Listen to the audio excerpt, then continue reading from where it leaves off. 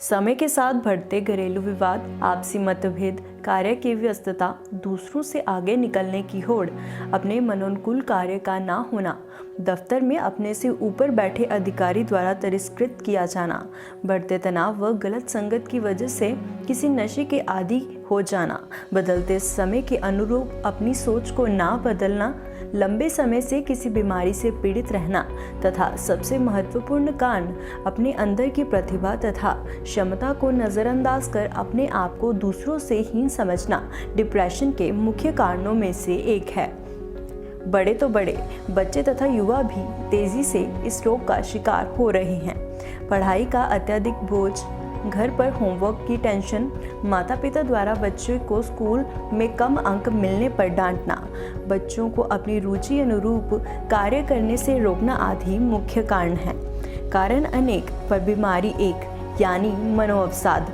इससे ग्रसित व्यक्ति में ऊर्जा तथा उत्साह की कमी, कार्य के प्रति विमुखता, भूख तथा नींद में कमी, जीवन के प्रति नकारात्मक दृष्टिकोण, किसी भी नए कार्य या जिम्मेदारी का निर्वाह करने में डर महसूस करना, शरीर भार में कमी होना, शरीर में थकान व कहीं भी दर्द का होना, एकाग्रता की कमी होना तथा कभी कभी मन में आत्महत्या की भावना पनपना आदि इस बीमारी के मुख्य लक्षण हैं।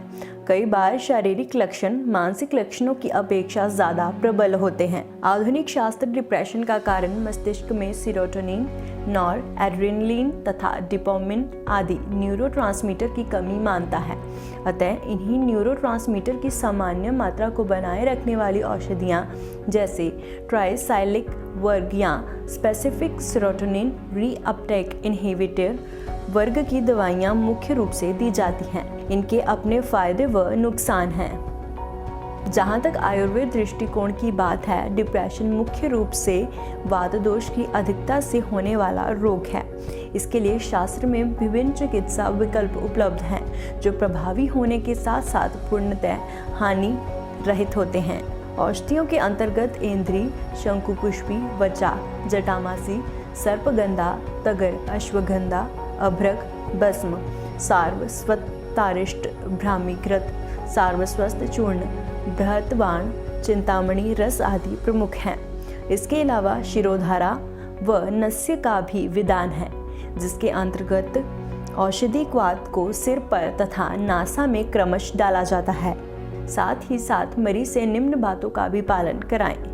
खाली रहने की स्थिति में फालतू ना बैठें, अपितु उस समय में अपनी रुचि का कोई कार्य या किसी पत्रिका, पुस्तक आदि का वाचन करें अथवा अपने मित्रों के साथ किसी बौद्धिक विषय पर वार्तालाप करें।